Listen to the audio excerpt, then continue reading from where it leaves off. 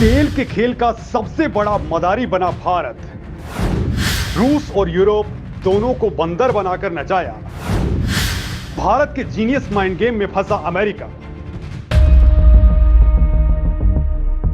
दोस्तों, आपने कभी कल्पना भी नहीं की होगी कि भर भर के तेल आयात करने वाला भारत कभी इसका निर्यातक भी बन जाएगा, वो भी सऊदी अरब और ओपेक वाले देशों को चिढ़ाते हुए।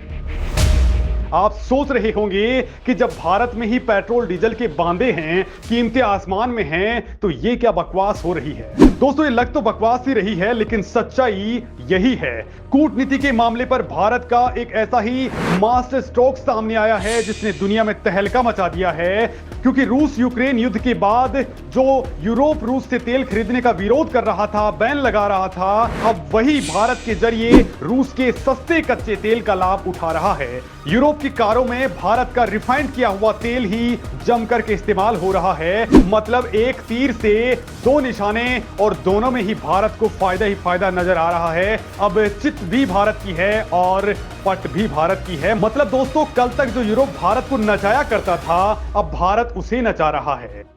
तो दोस्तों, असल में ये खेल क्या है? क्यों भारत रूस के लिए पूरी दुनिया से लड़ने को तैयार हो गया? क्यों सऊदी अरब, यूएई, इराक जैसे देशों को आईना दिखाते हुए रूस से हर दिन 20 लाख बैरल तेल खरीद डाला?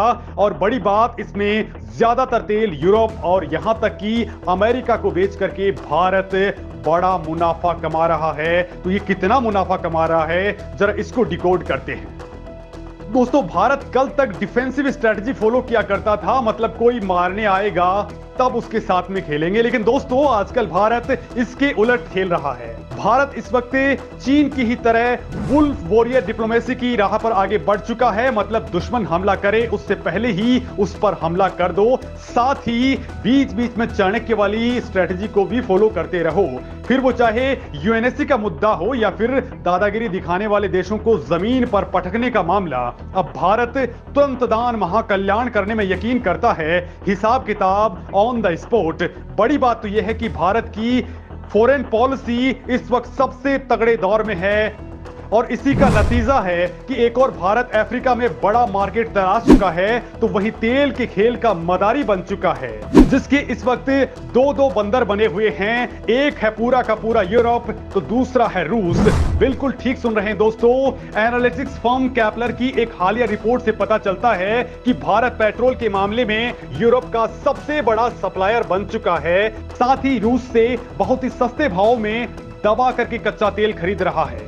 और दोस्तों, असली खेल भी यहीं से शुरू हुआ है कि भारत के तेल उत्पादों पर यूरोप की निर्भरता अब 7वें आसमान पर पहुंच चुकी है। आंकड़ों पर नजर डालेंगे तो पता चलेगा कि भारत से यूरोप को हर दिन 3,60,000 बैरल से ज्यादा तेल एक्सपोर्ट हो रहा है।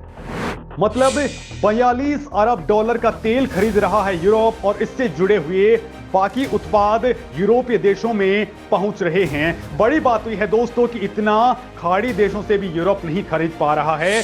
यानी यूक्रेन से जंग शुरू होने के बाद जब रूस पर बैन लगने शुरू हुए और तेल खरीदने से पश्चिमी देश मना करने लगे, तो रूस ने भारत को सस्ते तेल का ऑफर दे डाला, जिसे भारत ने तुरंत ही ग्रैब कर डाला।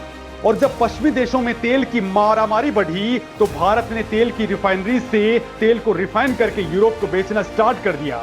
दोस्तों, कहा तो यहां तक जा रहा है कि भारत ने अमेरिका को भी जरूरतों के हिसाब से तेल एक्सपोर्ट किया है, जो भारत पर ही काफी दबाव डाल रहा था कि भारत रूस से तेल ना खरीदे। लेकिन जब खुद को जरूरत पड़ी तो उसने भी भारत के आगे ही हाथ फैला दिए। इसे कहते हैं आम के आम और गुठलियों के भी दाम। मोदी वाला ये गुजराती दिमाग समझना बाइडेन बाबा या फिर यूरोप वाले देशों के बूते की बात नहीं है।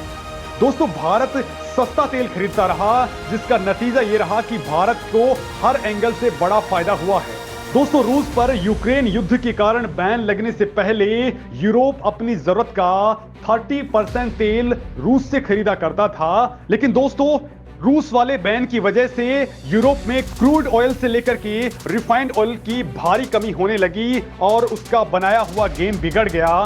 तभी पीएम मोदी ने ऐसी चाल चली कि दूसरों को अपने इशारों पर नचाने का सपने देखने वाला यूरोप खुद भारत के इशारों पर नाचने लगा। जब यूरोप में तेल की किल्लत हुई तो ऐसे में भारत ने यूरोप को तेल की सप्लाई शुरू कर दी। भारतीय तेल रिफाइनरीज ने यूरोप के बड़े मार्केट को कैप्चर कर लिया है। जहाजों के डेटा पर नजर रखने वाली फर्म केपलर के मुताबिक रूस यूक्रेन युद्ध से पहले भारत से यूरोपीय देशों के बीच 1,54,000 बैरल प्रतिदिन के हिसाब से जेट इंजन और डीजल का एक्सपोर्ट हुआ करता था, जो अब बढ़कर के 3,60,000 बैरल प्रतिदिन के आंकड़े को क्रॉस कर चुका है। भारत की तेल रिफाइनरी कंपनियां रूस से सस्ते में तेल खरीद रही हैं और इसे रिफाइन करके अच्छे दामों पर यूरोप को बेच रही हैं। यानी कि यूरोप जो समझ रहा था कि रूस से तेल ना खरीद करके वो उसे कम दामों पर तेल बेचने को मजबूर कर देगा, लेकिन ऐसा नहीं हुआ। भारत ने उनका पूरा का पूरा गेम ही खल्लास कर डाला। आज तेल के खेल में भारत सबसे बड़ा खिलाड़ी उभर कर सामने आया है और भारत की रिफाइनरीज तगड़े तौर पर दाम कमा रही हैं। इनमें सबसे आगे है रिलायंस कंपनी। भारत की जामनगर रिफाइनरी ने इतना ज्यादा तेल प्रोड्यूस किया है कि दुनिया हैरान रह गई है। बड़ी बात यह है दोस्तों कि रूस और यूक्रेन की जंग से पहले भारत रूस से अपनी जरूरत का केवल 1% तेल ही खरीदा करता था, लेकिन दोस्तों पिछले साल फरवरी से लेकर के अब तक यानी मार्च तक ये हिस्सेदारी 40% तक पहुंच चुकी है। खुद पुतिन इस बात के लिए मोदी को बार बार धन्यवाद कर रहे हैं। दोस्तों भारत जाबड़ अंदाज में न केवल डटा हुआ है बल्कि ऐसे देशों का घमंड भी रौंदने में लगा हुआ है जो भारत के खिलाफ जाते हैं। मतलब भारत जैसे को तैसा वाली नीति पर काम कर रहा है। दरअसल दोस्तों पिछले साल दिसंबर में जर्मन फॉरेन मिनिस्टर ने भारत के रूस से तेल खरीदने पर ऑब्जेक्शन किया था और तभी विदेश मंत्री एस जयशंकर ने उनका अपने जवाब से मुंह तोड़ दिया था। एस जयशंकर ने तब कहा था कि पिछले 9 महीने से यूरोपीय यूनियन ने जितना तेल रूस से खरीदा है, भारत उसका 6% हिस्सा ही खरीदता है। और दोस्तों आज वही यूरोप भारत से तेल खरीद रहा है, वो भी वही रूस वाला तेल जो भारत रूस से खरीद रहा है। और अब कोई ऑब्जेक्शन भी नहीं कर रहा, क्योंकि यूरोप को लेकर के कहा जाता है कि जब इनकी अपने पर आती है तो ये बड़े शातिर बन जाते हैं। अब इनको कोई आपत्ति नहीं है, क्योंकि इस वक्त बढ़ती हुई महंगाई को देखते हुए भारत का उनके लिए सिर्फ एक सप्लायर बना रहना ही बड़ा उचित है, क्योंकि अगर भारत नहीं रहा तो फिर उनके ऊपर खतरे की घंटी बज सकती है। हालांकि दोस्तों भारतीय रिफाइनरीज को इससे बड़ा फायदा हो रहा है और सस्ते रूसी तेल की वजह से रिफाइनरीज की लागत घटी है और मार्जिन बढ़ा है।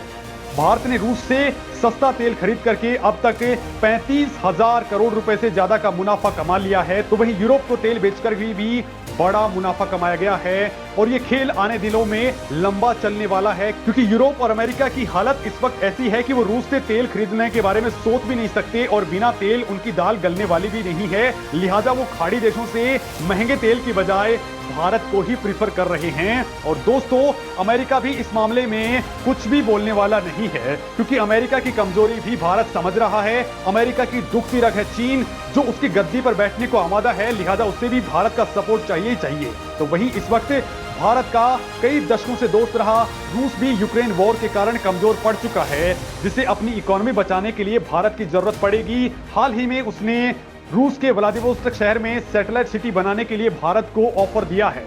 और दोस्तों रूस भी ये हवा में नहीं कर रहा है, बल्कि भारत ने अंदर खाने एक ही तीर से कई शिकार किए हैं। और कहा तो यहां तक जा रहा है कि भारतीय रिफाइनरीज ने यूरोप के बड़े मार्केट पर कब्जा कर लिया है। दोस्तों भारत की बड़ी तेल कंपनी इंडियन ऑयल ने रूस की सबसे बड़ी तेल कंपनी रोसनेफ्ट के साथ एक टर्म डील साइन की है। इसके तहत आने वाले सालों में भारत बड़ी मात्रा में रूस से कच्चा तेल मंगवाएगा। और अच्छी बात यह है कि पश्चिमी देशों ने भी अमेरिका की दादागिरी को धुआं करते हुए भारत से आयात को ना तो बंद किया है और ना ही कम किया है। मतलब भारत के लिए आम के आम और घुटनों के दाम वाली स्थिति बन चुकी है। भारत एक तो अपनी जरूरत का तेल भी खरीद रहा है और साथ ही पश्चिमी देशों को तेल बेच करके पैसा भी कमा रहा है। दोस्तों इस मामले में आपको क्या कहना है, कमेंट करके जरूर बताएं।